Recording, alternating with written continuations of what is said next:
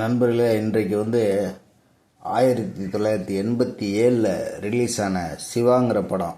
இந்த உதயம் டைட்டிலு, ஆனால் ஹீரோ கேரக்டரே மைண்டில் நிற்கிது பாருங்க.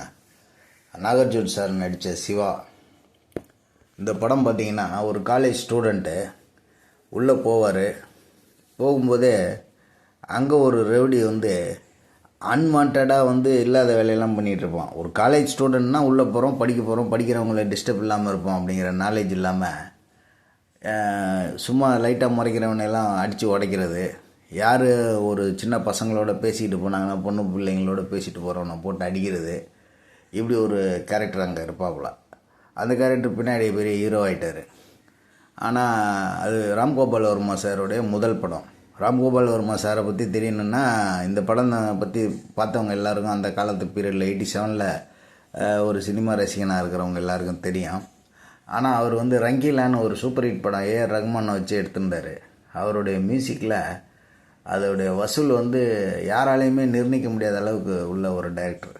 அவர் ஒரு பெரிய மேஜிக் மாதிரி ஒரு படம் பண்ணுவார். எப்படின்னு கேட்டிங்கன்னா, நம்ம பாரதி ராஜா சார் எப்படி ஒரு கிராம கதைகளை யதார்த்தமாக பூந்து பழைய சென்டிமெண்ட்லாம் உடைச்சிட்டாரோ, முத பண்ண படமே நம்ம கமல் சாருக்கு கோமணம் கட்டி விட்டார். பரட்டேன்னு சொல்லி ரஜினி சாரை ஃபேமஸ் ஆக்கி விட்டார். இந்த மாதிரி ஒரு படம், ஒரு இயற்கை தழுவல் போன மாதிரி அவர் பண்ண மாதிரி ராம்கோபால் வர்மா அந்த காலத்தில் இன்னைக்கு கேஜிஎஃப் டைரக்டர் பெரிய லெவலில் ஒரு படம் கொடுத்தாரு பாருங்க. இது ஒரு வித்தியாசமான மேக்கிங். கேஜிஎஃப்லாம் அந்த மேக்கிங் ஸ்டைலில் அன்னைக்கு தெலுங்கு ஃபீல்டில் எப்படின்னு கேட்டிங்கன்னா, 4 சாங்கு, அதுக்கடுத்து 2 சென்டிமெண்ட் சீனு, ஒரு ஃபைட்டு, ஒரு 2 ஃபைட் இருக்கும், அப்புறம் படம் முடிஞ்சிடும். கிளைமேக்ஸு வில்லன் ஒரு ஆள் இருப்பான், அவனை அடித்து போட்டுருவாங்க. ஏன்னா இதில் டிஃப்ரெண்ட்டானது. ஒரு காலேஜ் ஸ்டூடெண்ட்டு படிக்க போகிற இடத்துல பொறுக்கிங்களோட கான்டாக்டில் உள்ளவன் ஒருத்தன் காலேஜுக்குள்ளே படிச்சுட்டு இருக்கான். அவனை தகராறு பண்ணி அவனோட சண்டை போடுறது தான் சீனு. அதில் பிரமாதமான, அதாவது எப்படின்னா, படம் பார்க்கும்போது ஒரு மிகப்பெரிய வெறி உண்டாகும். தீமையை எதிர்த்து ஒரு ஆடியன்ஸும் சண்டை போடுற அளவுக்கு அந்த படத்தில் ஏற்றி விட்ருப்பாங்க. அப்படி ஒரு டேக்கிங்ஸ். அதில் நாகார்ஜுன் சார் பண்ணுறதெல்லாம் பெரிய மேட்டராக இருந்தாலும், அதில் இந்த வில்லைங்க வருவாங்க பாருங்கள், வில்லனுடைய கையாளுங்க, இவங்களுக்கு கொடுக்கப்பட்ட டைலாக்கு, இதெல்லாம் பார்த்திங்கன்னா பெரிய விதமாக மண்டைக்குள்ளே போட்டு குடையும்.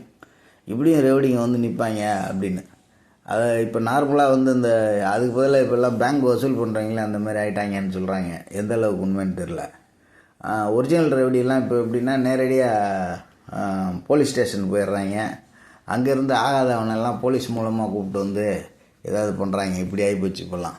ஆனால் அந்த காலத்தில் டைரெக்டாக போவாங்க, அடிப்பாங்க, அடிச்சுட்டு அதில் அவனுக்குள்ள அந்த ஒரு பெரிய டானுக்கு கீழே வேலை செய்வாங்க. இதுதான் இந்த படம். படத்தில் முக்கியமான விஷயம் என்னன்னு பார்த்தீங்கன்னா, நாகார்ஜுன் காலேஜ் ஸ்டூடெண்ட்டு கதை சொல்கிறேன். அவர் காலேஜில் என்ட்ரி ஆவார்.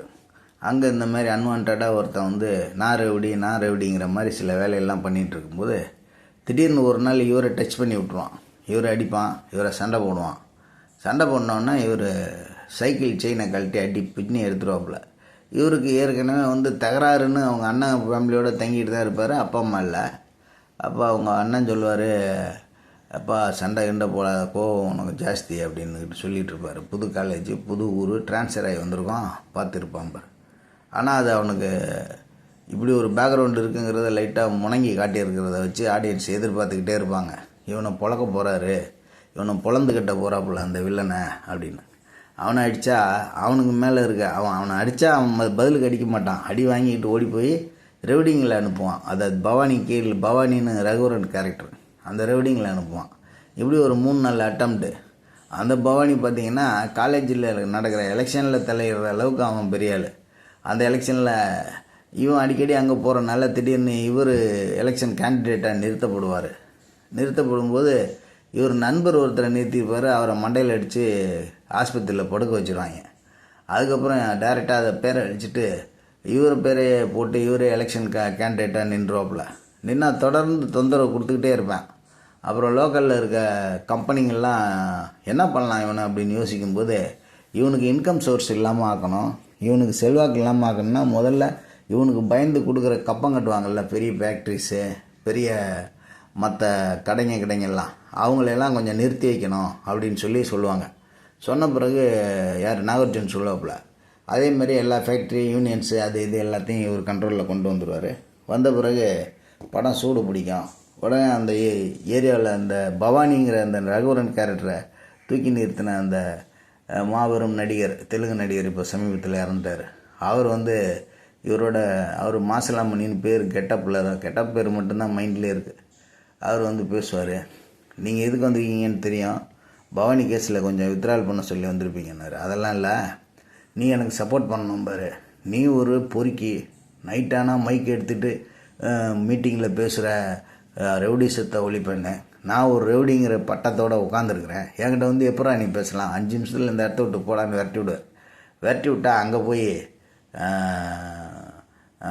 வீட்டுக்கு போய் பார்த்தா இந்த பவானி கேரக்டரு இந்த அண்ணன் பொண்ணு ஒன்று இருக்கும், அதை கொலை பண்ணி கொண்டாந்து வீட்டில் போட்டிருப்பான். போட்ட உடனே அவனை கொல்றதுக்காக ரெடி பண்ணி போயிட்டு இருக்கும்போது அதுக்குள்ளே அந்த மாசிலாமணிங்கிற ரவுடியை உருவாக்கின எதிர்கால மந்திரியாக போகிறவன்னு சொல்லிகிட்டு இருப்பாங்க. அவனை கொலை பண்ணிடுவான் பவானி. கொலை பண்ணிட்டு வீட்டை விட்டு வெளியே வரும்போது அவனை பார்த்துருவார். பார்த்து பிடிச்சி அடித்து அப்படியே ஒரு ஃபைட்டு முடிஞ்சால் ஒரு லிஃப்ட்டு கீழே இருக்கும். கீழே இருக்கும்போது அந்த பல மாடி உயரத்தில் இருக்கிற அந்த பில்டிங்கில் மொட்டை மாடிலேருந்து உள்ள லிஃப்ட்டில் தள்ளி விட்ருவாப்புல. ஆள் காலி. ரகுவரன்லாம் பிச்சிருப்பான்ல நடிப்புலாம். அதுக்கப்புறம் போலீஸ் வரும், அப்படியே கேஸ் ஆகிடும், படம் முடிஞ்சிடும். படம் ஓப்பனிங் டு எண்டு விறுவிறுப்பாக இருக்குங்க. பாருங்கள், இது 1987 வந்த படம். இப்போவும் பார்க்கலாம். இப்போ ஃப்ரீயாக இதிலே இருக்குது, யூடியூப்லே. நெட்வொர்க் எதுன்னு பார்த்து கூகுளில் பார்த்து சொல்கிறேன், ஓடிடி அது எந்த ஓடிடியில் இருக்குன்னு. சூப்பராக இருக்கும் படம். எல்லாமே டேக்கிங்ஸ் எல்லாமே லேட்டஸ்ட்டாக இருக்கும். இன்றைக்கே அதே மெத்தடில் தான் எடுத்துகிட்டு இருக்காங்க மக்கள். அது ஜியோ ஹாட் ஸ்டாரில் இருக்குது. அதில் போய் பார்த்திங்கன்னா நல்ல ரிசல்ட்டோடு இருக்கும். யூடியூப்பில் பார்த்தா ரிசல்ட் கம்மியாக இருக்கும். ரெண்டாவது ஃபோனில் பார்க்கும்போது ஒரு எஃபெக்டிவ் இருக்காது. இளையராஜா சார் பின்னிருப்பார். அமலா மேடம் அதில் கதாநாயகியாக நடிச்சிருந்தாங்க. அதுக்கப்புறம் தான் அவங்க வாழ்க்கை துணைவியாக மாறிட்டாங்க. ஆகவே நீங்கள் இந்த படத்தை மிஸ் பண்ணாமல் பாருங்கள். நன்றி, வணக்கம்.